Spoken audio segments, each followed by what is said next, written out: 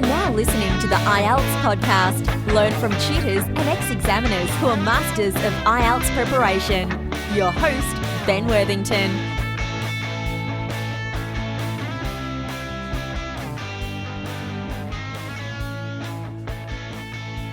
Band 7. Yeah, is that right? Sorry? Yeah, I got 7.5. 7.5. Yes. Wow. And 4 getting the sentence was 6th. Wow, that is crazy. Hello there, IELTS students. Welcome to IELTS Podcast.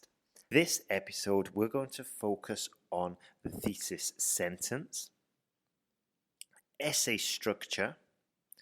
We're going to look at different techniques for your essay structure, topic sentence, and then the paragraph structure. Now, it may sound a little bit technical, but don't worry, I'm going to go through it and I'm just going to put it like in the, just try and make it as simple as possible with the examples, because my honest belief is that a lot of tutors, and especially in academic writing, in academia, they overcomplicate this. And of course, this level of complexity is probably necessary in university, like humanities or science or whatever. But in IELTS, it's much, much more straightforward. It's logical. And at the end of the day, this is an essay you're writing in 40 minutes. You're not doing any research. It's not university coursework where you've had 3 months to prepare for it and you've had the luxury of editing. This is a 40-minute essay.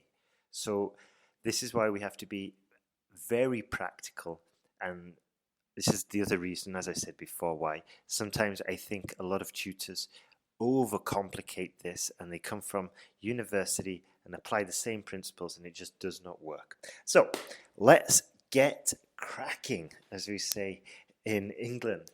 So your thesis sentence is going to be within your introduction, and it's going to present your central idea, your position on the topic, and how you will develop it. Okay, so it's a blueprint, it's the map for the essay, the direction, okay, the purpose. You're going to sum up your claim. Okay, so it just a strong thesis sentence shows where you are going. So let's just review a typical or possible IELTS question, and I'll give you an example of a good thesis sentence, then a poor thesis sentence, then we're going to jump into essay structure, but paragraph structure and essay structure. So imagine we get the question something like this. The role of capital cities in the modern era has grown in importance. Some argue that capital cities are the engine for economic growth, employment and wealth, while others argue they siphon off important resources such as government funding, capital investment and talented employees. Siphon off means take away. So here we have this question, and this is what I always do with the questions. I just try and simplify it. So some argue that the capital cities are good, others argue that they are bad. Okay? Now, before we get into the whole essay structure, we're going to make a claim. We're going to get it clear in our head, and we're going to put it and probably reflect this clarity or our position in our thesis sentence. Now, here is a terrible thesis sentence. Every country has a capital city. London is the capital of England, Washington, the US, and of course, France has beautiful Paris. Okay? Can you see there is no claim here? There is no position. This is a blatant fact, and there's no argument there. I'm not convincing you. There's no for or against capital cities. It's a disaster. In the modern era, capital cities are undoubtedly the tools for prosperity. claims they are detrimental to the country must be seriously questioned. So here I have taken a stance, okay? I've made a claim.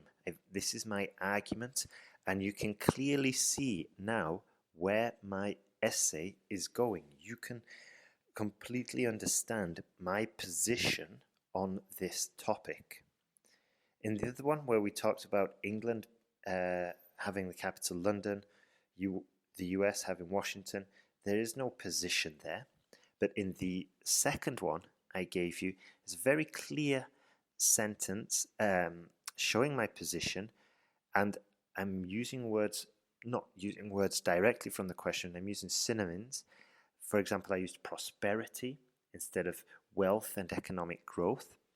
And also, I'm questioning the second part of the IELTS question where it said, while others argue they siphon off important resources such as government funding, capital investment, and talented employees.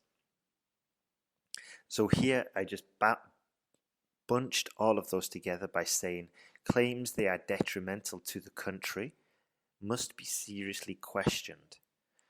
Now, what I'll probably do with regards to my essay now is dedicate one paragraph to prosperity, the prosperity that cities bring to a country, and then my second paragraph will be all about claims that they're detrimental, that capital cities are detrimental to a country. And also, importantly, I'm going to do it in that exact order because it just makes more sense. Yeah, I mention it first, so obviously it's going to be the next paragraph, and then the second part of that sentence is going to correspond to the second paragraph. Right, so now we have done our thesis sentence, and we're going to look at the essay structure, and then we're going to look at the paragraph structure. We're going to look at two possible essay structures you can use. One is the classical, which you absolutely need: intro, body, conclusion. So your introduction, we present the topic, okay? Maybe this is in the sort of like introductory sentence, we're paraphrasing the question. Second one, we make our thesis sentence, our claim, and then we're probably going to say something about where we're going, okay? If we haven't mentioned it already, okay? Don't get hung up over this, about the thesis sentence here, the topic sentence. The main important thing is that one, you're paraphrasing the question, and second, you're presenting your claim. Sometimes this can be pushed together in one sentence, sometimes it's going to be two sentences, sometimes it might even be three sentences. Okay? The best way is to experiment with different formulas, get some feedback, and then go with whichever works best for you and for the question. Now, moving on to the body, this is where we're going to pick up the bulk of our points, the body paragraphs. This is where the discussion takes place. Then we're going to finish on with the conclusion. Okay? It's going to be brief, it's going to be a summary, and also usually there's not going to be any new arguments presented. So if they do pop into your mind, ignore them. There is another essay structure taught in academia. It's called IMRAD, Introduction, Method, Results, and Discussion. I'm not going to spend any time on this because obviously there's no methodology, there's no results, you're not doing any field research, any scientific investigation in 40 minutes, so don't worry about that. There's also the other essay structure that is taught, which is the 5-paragraph one. Personally, I'm not a big fan of this because if we've got 5 paragraphs, okay, that leaves 40 minutes, the body paragraphs are going to be quite thin, unless you're an extremely fast writer, but they're going to be quite short, possibly even a similar length to your introduction and to your conclusion. And I'm not a big fan of that. I would rather have two big body paragraphs that are clear, that are coherent, and that are convincing. Yeah?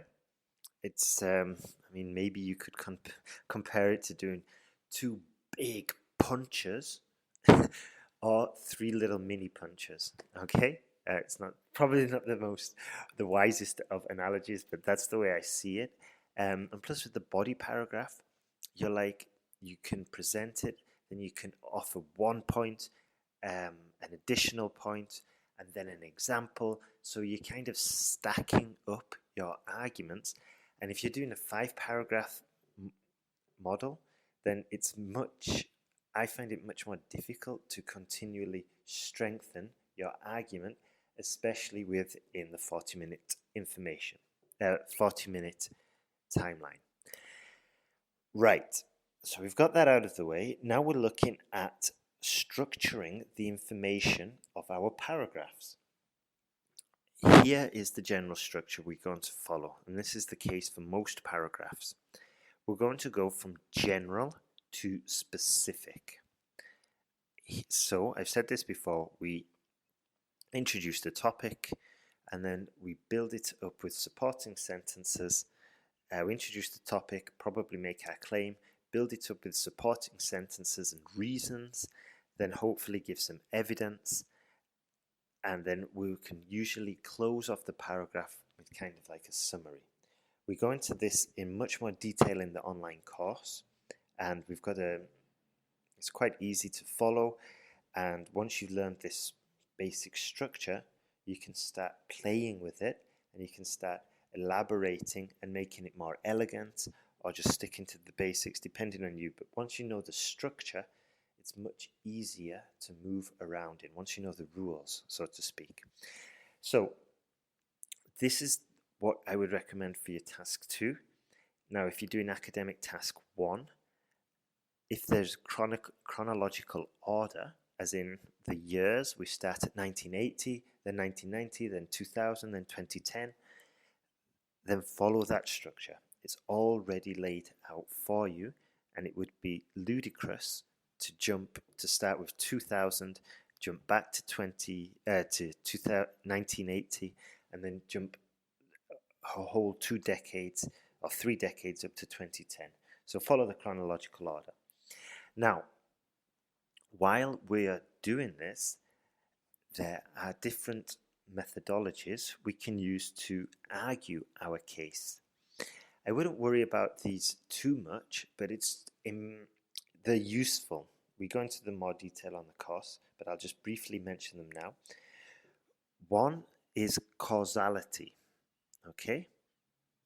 So, there is reason to believe that X contributes to Y. Okay?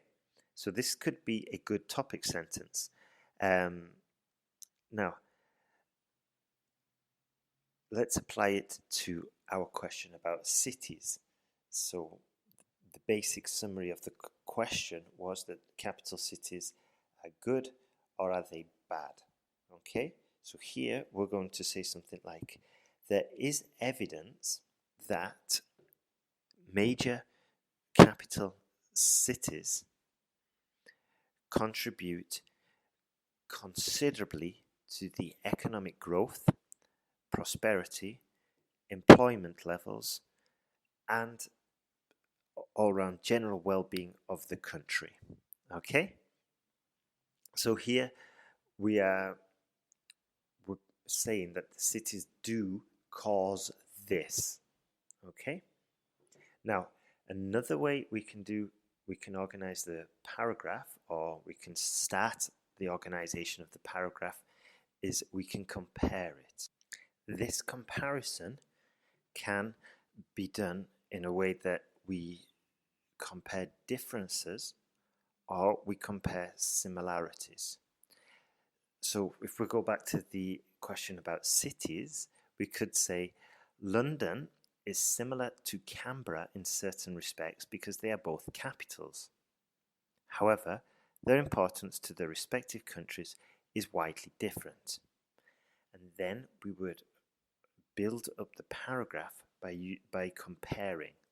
This is probably more useful in academic task 1, where we want to compare different groups of data or different sections of the pie chart. So we're going to use conjunctions whereas, although, and whereas, and while. But it's also useful for task 1 because we can start building up and we can say London is different because it's much more powerful economically for England, whereas Canberra is relatively is the third largest city, and most of the economic prosperity is derived from Melbourne and Sydney with regards to cities. Okay, so remember with this one we can say it differs. There are differences, or we can say that they are similar. Both are different types of comparison. Now, the other one we can do is problem and solution. This is quite straightforward. If we get this question, then obviously it's just going to be one paragraph dedicated to the problem and then one paragraph dedicated to the solution. Now, of course, you know that there should be no headings or subheadings for your IELTS academic essay. Of course, if you're in uni, they're definitely useful, but for IELTS, we obviously don't need them. And one last point for your paragraph structure, and probably the most important, is that ideally we just want to get across one point. Okay? So going back to the cities question, I would dedicate one entire paragraph to say that that the cities are sources of prosperity, that it's jobs are easier to find, that they produce wealth, that they're a center of legislative power. All this, I would just continually build that up. I wouldn't say, however, in the middle of the sentence, I wouldn't say, however, they are often very expensive for the inhabitants, and this can cause a lot of stress, especially while looking for certain rental accommodation, because I kind of distract the reader from my position here. I would save that for the next paragraph, which would probably go on about the negative issues, while others argue they siphon off important resources such as government funding, capital investment, and talented employees. Now, in my second paragraph, I would probably deal with each of those issues and say, okay, there are negative issues. However, I don't know, government funding is often relative to the amount of expected return on investment. The capital investment is often distributed across the country, and most successful cities are also a magnet for talented employees. But this is a positive development because it is an improvement of the local workforce. For example, and now I'll just go and develop that final point into a stronger argument to back up my whole claim. Okay? So what I'm saying is, with regarding to your paragraph structure, I think if we keep it simple, we keep it clear, we go for clear arguments and develop the single point from beginning to end, you're going to see a big improvement in the cohesion and coherence, in your task response, and it's just going to read much easier as well. Now, let's have a look at the paragraphs. We've got a rough idea. We've got a very clear idea now on how we're going to approach this. And of course, as I said, we're going to start off with a topic sentence. And within this topic sentence, we're going to have something that probably links back to our thesis sentence. and it's going to be the controlling idea. Remember that term, the controlling idea of your paragraph. Now, this may sound difficult, but trust me, it's not that bad at all. Okay? So, if we have the topic sentence going back to cities, we say capital cities are often economic powerhouses of most cities. They usually drive the country forward, not only in economic terms, but also in important innovations too. Now, you could probably hear that the first part of that sentence was the topic sentence. Okay, was the topic. I'm just gradually introducing the examiner to the topic. And then the second part of that sentence was my controlling idea.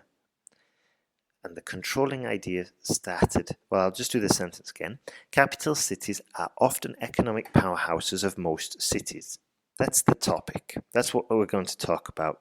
Now, the controlling idea, they usually drive the country forward, not only in economic terms, but important innovations too.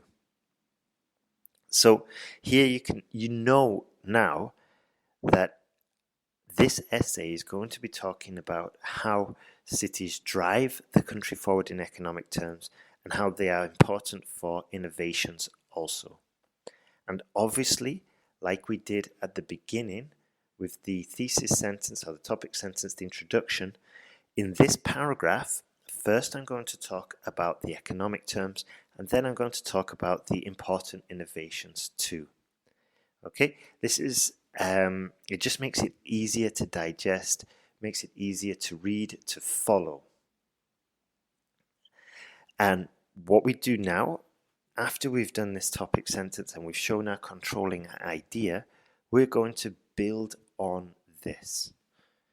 We're going to build probably with, as I said, economic terms, and we'll give a reason, possibly an example, and then we're going to do the same with the important innovations, give maybe some definitions, some explanations, causal analysis. It doesn't really matter, okay, how we do this, but what is very, very important is that it's coherent.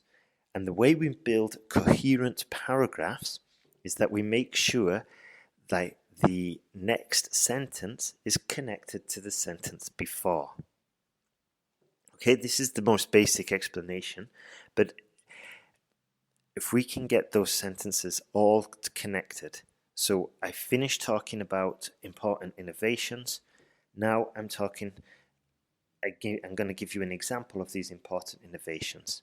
That's a very basic way, but as I said before, I'd probably first talk about economic terms, and I give some examples of those economic terms, and then I would say, after I've done that, I would put an additional point, a full stop, and I'd say, furthermore, important cities often produce important innovations which are a vital necessity for the country. For example, London was the first city in England to develop electric bicycles for their citizens, or common public electric bicycles for the citizens. Actually, that's not true. It's common public use bicycles for its citizens. This scheme has been produced in other major cities across England with great success, but it would not be possible without London adopting and testing the ideas first. Okay, so each sentence afterwards was still connected to the bikes. Yep. And now that I've finished that point, I can probably just summarize the whole sentence.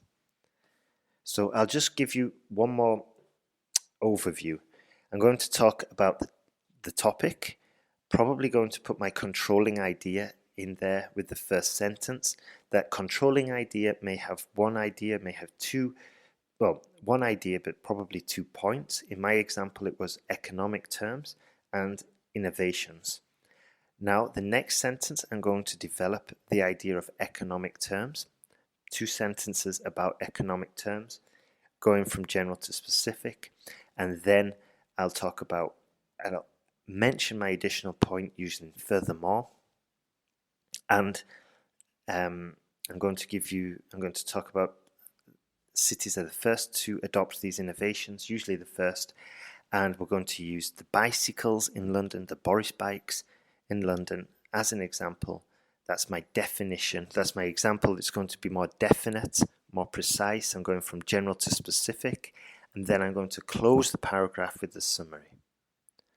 And you can see here that it's all one point. It's all in favor of the cities from beginning to end. There's nothing against the city ever in that paragraph, because I just want it to be crystal clear for the examiner. Because we have to bear in mind as well that there would probably be 1 or 2 grammar errors. It's inevitable, maybe even a spelling mistake, and those are going to be working against you in your attempt to communicate a coherent essay that fulfills points for task response.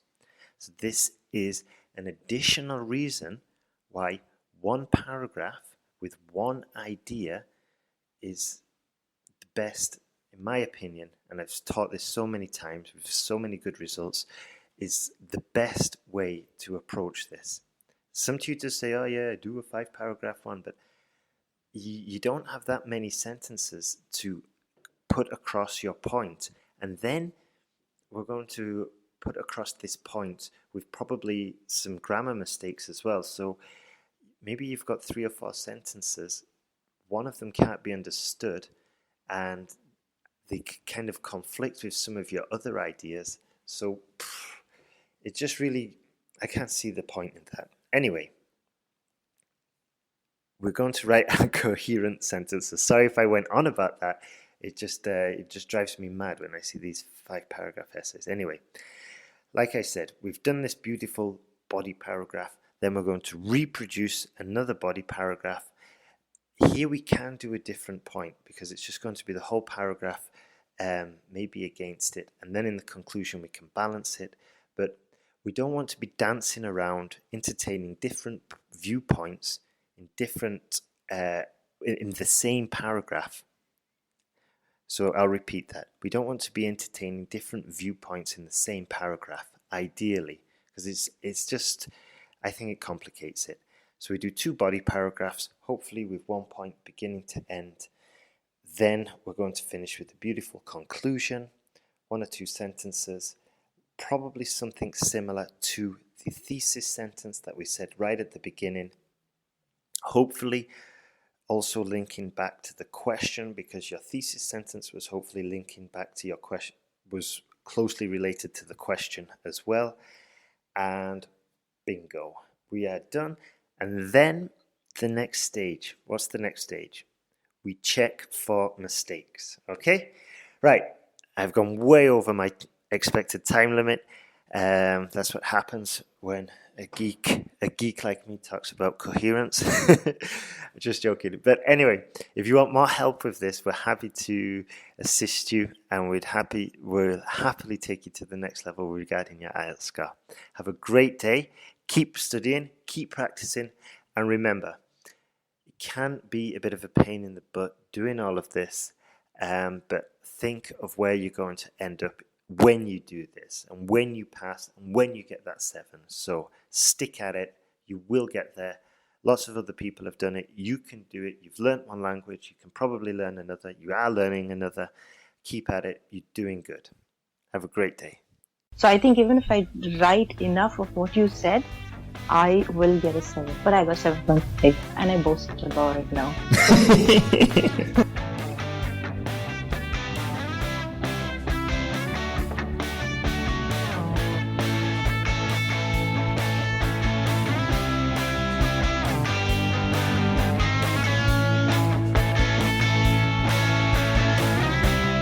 Thanks for listening to IELTSPodcast.com.